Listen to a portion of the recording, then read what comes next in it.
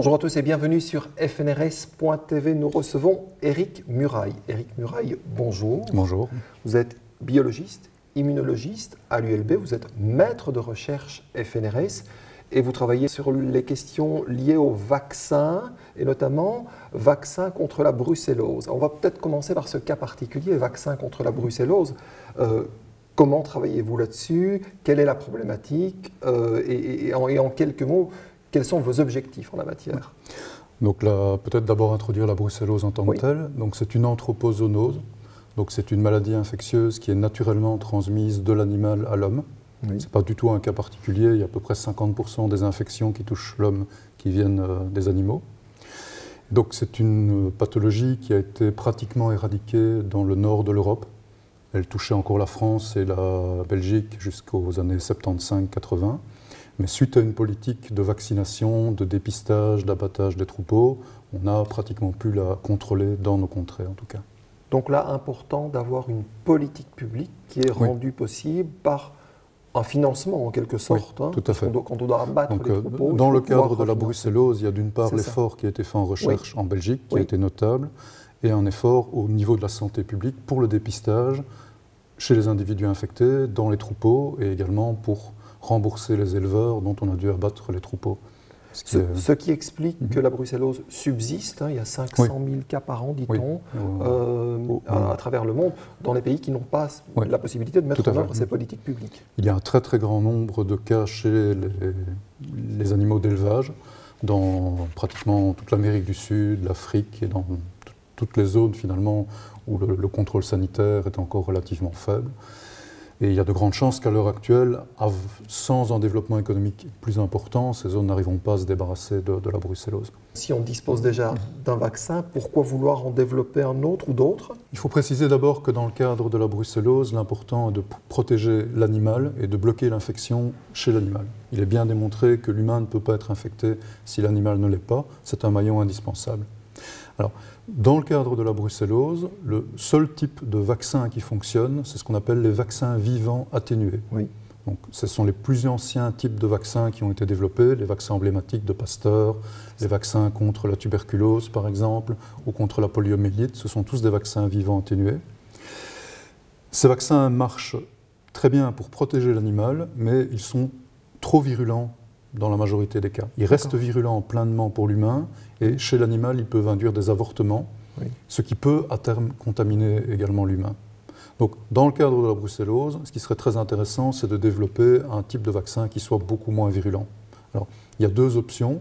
Il existe, par exemple, pour toute une série d'agents pathogènes, des vaccins dits sous-unitaires. Ce sont des vaccins de deuxième génération qui ont été développés à partir des années 80. Ils ont été utilisés, par exemple, pour la vaccination contre l'hépatite B, contre le tétanos, mais malheureusement, ce type de vaccin ne fonctionne pas dans le cadre de la brucellose. Donc, l'autre option, c'est d'améliorer les vaccins vivants atténués, ce qui est l'objet en fait de mon étude, les améliorer en contrôlant mieux la virulence pour éviter toute une série d'effets secondaires au niveau de l'animal.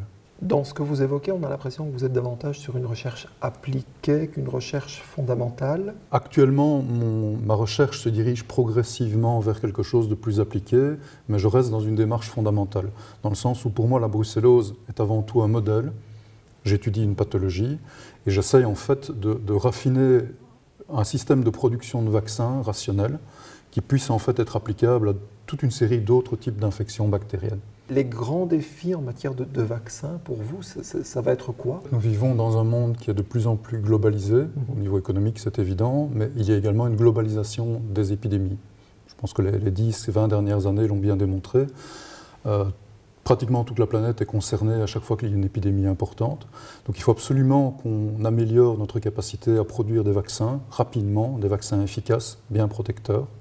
Et donc pour réussir ce challenge, qui à mon avis est vital pour nos sociétés, il faut absolument développer une meilleure compréhension de la relation hôte-pathogène. Donc c'est principalement à ça que j'ai l'intention de me consacrer pour le reste de ma carrière.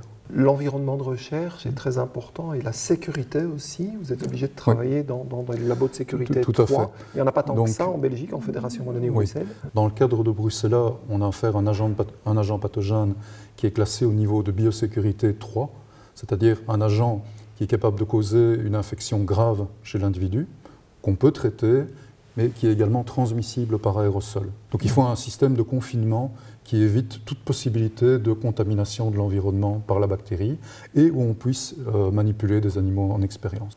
L'ULB ne disposait pas de ce type d'infrastructure, donc depuis une quinzaine d'années, j'ai développé une collaboration très productive avec l'UNAMUR qui me permettent d'avoir accès à ces installations. En tant que chercheur, vous ressentez la responsabilité d'intervenir dans l'espace public pour expliquer tout ça. J'imagine que vous êtes régulièrement sollicité. D'une part, c'est un service public qui est important à assurer. Je pense qu'il faut expliquer aux gens les différents problèmes et donner un éclairage scientifique, une éducation entre guillemets scientifique aux gens pour qu'ils puissent se faire un avis raisonné sur les questions. Mais d'un autre côté, je pense que pour le scientifique, c'est également très enrichissant. Parce qu'on sort un petit peu de son espace de confort intellectuel, on peut voir les choses de manière plus généraliste et ça permet un développement également intellectuel et personnel qui est à mon avis tout à fait profitable. Alors vous m'amenez à la dernière question sur cette liberté de chercher qu'on pose souvent dans FNRS TV. C'est la signature du FNRS, c'est cette liberté de chercher. Vous la vivez comment, vous, comme quelque chose d'absolument indispensable pour vos recherches ? Oui, je crois qu'en recherche, elle est absolument indispensable et je pense que le FNRS donne en théorie tout à fait cette pratique dans le sens où c'est une des dernières institutions qui nomme à vie des chercheurs, ce qui permet d'avoir une vision sur le très long terme et une liberté de choix. Maintenant, en pratique, ça le FNRS n'est pas responsable, du fait des budgets assez insuffisants en termes de recherche, on est obligé de faire une série de compromis qui entravent en partie la recherche. Merci beaucoup Éric Muraille, merci à vous de nous suivre sur FNRS TV et je vous rappelle évidemment nos réseaux sociaux, LinkedIn, Twitter et Facebook et notre site fnrs.be. Merci.